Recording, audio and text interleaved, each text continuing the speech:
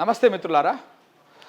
Congress party అదే మోసాలకు అలవాటు పడ్డదా, లేకపోతే జనాలని ఏం చేసినా కానీ ఇక మనల్ని ఏం చేయలేరు జనము, మనం అధికారం ఉంది కాబట్టి చెప్పేదొకటి చేసేదొకటి లెక్క, మనం చెప్పడమేమో అందరికి ఇస్తామని చెప్పేసి అన్ని చిన్న చిన్నగా మెల్లమెల్లగా ఒక్కొక్కటి కోత పెట్టుకుంటూ పోదాము, కట్ చేసుకుంటూ పోదామని చూస్తూ ఉందా అనేది అర్థం కావట్లేదు.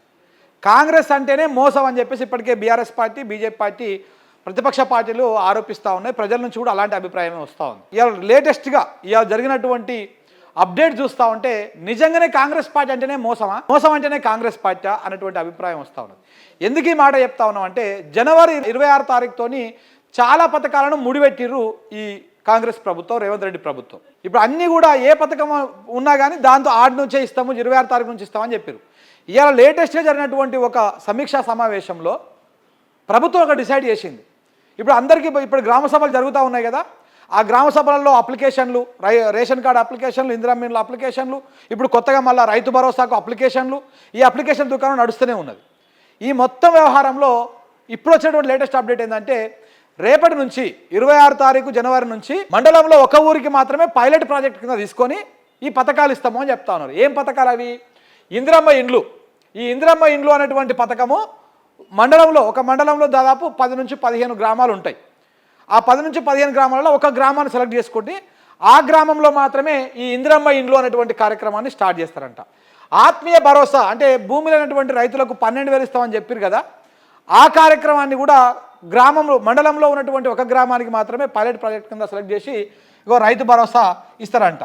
అలాగనే రైతు భరోసా ఇప్పుడు ఏదైతే 15,000 నుంచి 12,000కు మార్చిర్రో దాన్ని కూడా మండలంలో ఒక గ్రామాన్నే పైలట్ ప్రాజెక్ట్ కింద తీసుకొని దానికి మాత్రమే రైతు భరోసా ఇస్తారంట. రేషన్ కార్డులు, ఈ రేషన్ కార్డుల అప్లికేషన్లు గతంలో పెట్టుకున్న ఇవన్నీ ఉన్నాయి కదా, ఆ రేషన్ కార్డులు కూడా మండలంలో ఒక గ్రామానికి మాత్రమే ఇస్తారంట పైలట్ ప్రాజెక్ట్ కింద. అంటే ఫస్ట్ మండలంలో 10-15 గ్రామాలు ఉంటే ఒక గ్రామంలో ఇచ్చి మళ్ళీ మిగతా ఒక డేట్ పెట్టి మళ్ళీ మిగతా ఇస్తామని చెప్తా ఉన్నారు. కానీ ప్రస్తుతానికి మాత్రం మండలంలో ఒక గ్రామానికి మాత్రమే ఈ పథకాలు ఇస్తాము. మళ్ళీ ఆ గ్రామంలో కూడా ఎంతమందికి ఇస్తారు, అందులో కూడా మళ్ళీ లబ్ధిదారుల ఎంపిక, అందులో కూడా మళ్ళీ రకరకాల రూల్స్ అండ్ రెగ్యులేషన్స్ పెట్టేసి ఈ ఇందిరమ్మ ఇళ్లలో సగం మందికి కోత, ఈ ఆత్మీయ భరోసా అంటే భూమి లేనటువంటి వాళ్ళకు 12,000 ఇచ్చే దాంట్లో సగం కోత, ఇట్లా రైతు భరోసాని మళ్ళీ కొత్త అప్లికేషన్లు కథ, ఇందులో సగం కోత, ఈ రేషన్ కార్డులలో మళ్ళీ సగం కోత. ఇవన్నీ కూడా దేనికోసము? మరి అందరికి ఒకటిసారి ఇవ్వాలి కదా. రాష్ట్రం అంతా ఇప్పుడు ఏదైనా పథకం స్టార్ట్ చేస్తున్నామంటే రాష్ట్రం అంతా ఒకటిసారి స్టార్ట్ అవుతుంది. కేసీఆర్ 2018 నుంచి 2023 దాకా దాదాపు 10ల సంఖ్యలో ఇచ్చిండు ఆయన రైతు బంధు. ఎకరానికి 5,000 చొప్పున ఒక విడతకు, సంవత్సరానికి 10,000 చొప్పున. ఎన్నడూ కూడా ఈ ఊర్లో ఇస్తాం, పక్క ఊర్లో ఇల్లుండి ఇస్తాం అట్లా లేదు. ఇలా పడుతున్నాయంటే అందరికి ఒకటిసారి పడిపోతుండే, టింగ్ అని చెప్పేసి రైతు బంధు పైసలు పడిపోతుండే. కానీ వీళ్ళ లెక్క ఈ ఊర్లో ఇట్లా ఒకసారి ఇస్తాం, ఆ ఊర్లో ఇస్తామని కాదు. కానీ వీళ్ళు పైలట్ ప్రాజెక్ట్ కింద ప్రతి మండలంలో ఒక ఊరికి మాత్రమే ఇస్తాము. దేనికోసము? ఈ అప్లికేషన్ల క్రోడీకరణ. ఈ అప్లికేషన్లు తీసుకురుగా నిన్న మొన్న గ్రామ సభలలో పెట్టినాయి, ఇప్పుడు రైతు భరోసా కోసం ఇచ్చిన అప్లికేషన్లు. ఈ అప్లికేషన్ల క్రోడీకరణ చాలా అప్లికేషన్లు వచ్చినాయి కాబట్టి ఆ క్రోడీకరణ కొంత టైం పడుతుంది మాకు. అందుకే మేము ఈ అప్లికేషన్ల దుకాణాన్ని క్రోడీకరించుకోవడానికి సరి చేసుకోవడానికి టైం పడుతుంది కాబట్టి మేము దీనికోసము టైం తీసుకుంటున్నాము అని చెప్తా ఉన్నారు. అయితే మరి ఈ అప్లికేషన్లు మరి గతంలో కూడా వచ్చినాయి కదా ఈ అప్లికేషన్లు. సరే ఆయన మాట్లాడండి, బట్టి గారు ఏం మాట్లాడారు చూడండి ఒకసారి. రాష్ట్రంలో ఉన్నటువంటి అన్ని మండలాల్లో మండలానికి ఒక గ్రామాన్ని యూనిట్గా తీసుకొని ఆ గ్రామంలో పూర్తిగా శాచురేషన్ పద్ధతిలో ఈ 4 పథకాలు రేపు పూర్తి చేయబోతారు. మరి మిగతా గ్రామాలు ఏం పాపం చేసినాయి సార్? మండలంలో ఒక గ్రామానికి ఇస్తారు, అది కూడా సాచురేషన్ పద్ధతిలో. అందులో ఎంతమందికి వస్తుంది, ఎంతమందికి పోతుంది, ఇవన్నీ మళ్ళా పెద్ద కథ. బట్టిగారు చెప్తున్నారు ఈ మాట, మనం చెప్పే ముచ్చట కాదు ఇది. మండలంలో ఒక ఊరికి మాత్రమే ఈ పథకాలు వస్తాయి రేపటి నుంచి అనేది బట్టిగారు చెప్తున్నటువంటి ముచ్చట, మనం చెప్పే ముచ్చట కానే కాదు ఇది. సో కాబట్టి తెలంగాణ ప్రజలకు, తెలంగాణ రైతులకు ఎన్ని విధాలుగా చట్టకోపం పెట్టాలో అన్ని విధాలుగా పెడతా ఉన్నాడు మన రేవంత్ రెడ్డి గారు. మీ తెలివికి మొక్కాలి సార్. అంటే మోసం చేయడంలో కూడా మిమ్మల్ని మించినటువంటి తెలివి మంతులు లేరు. అందుకే అప్పట్లో ఒకసారి TV5 అనే ఛానల్లో కూర్చొని మాట్లాడిండు యదుడు.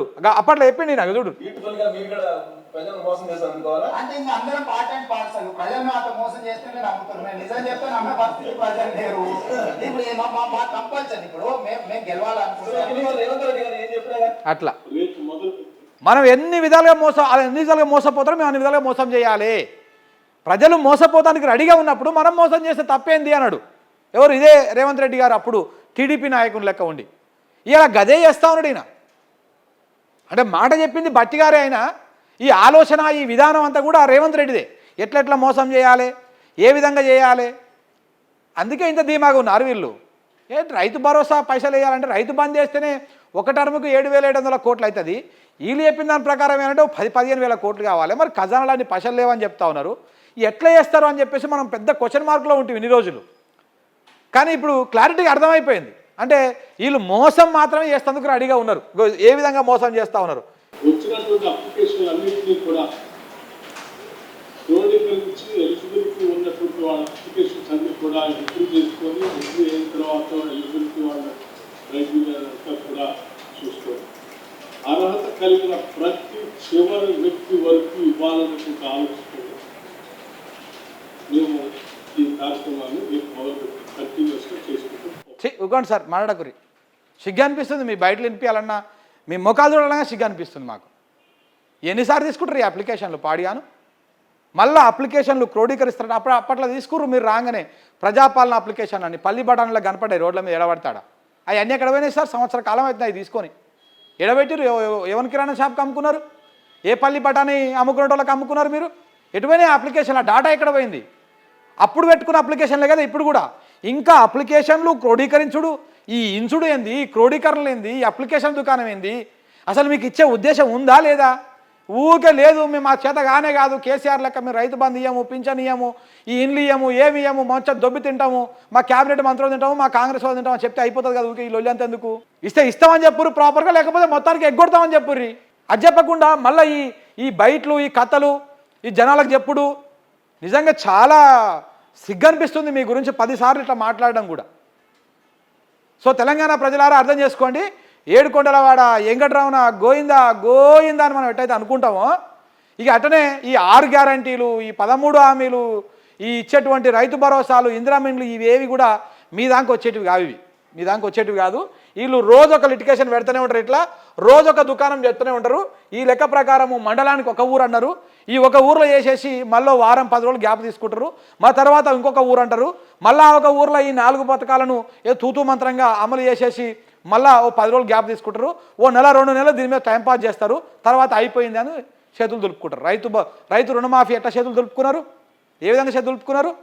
ఫస్ట్ 50,000లోనికి 2 లక్షల లోపలకి అన్నారు, 1,50,000 అన్నారు, 2 లక్షల లోపలికి అన్నారు. ఎవరికి కాలే కానీ అయిపోయిందని చెప్పేసి ప్రచారం చేసుకున్నారు. సేమ్ ఇది అదే కథ. ఈ ఇందిరమ్మ ఇండ్లది అదే కథ, ఆత్మీయ భరోసాది అదే కథ, రైతు భరోసాది అదే కథ, రేషన్ కార్డులది అదే కథ.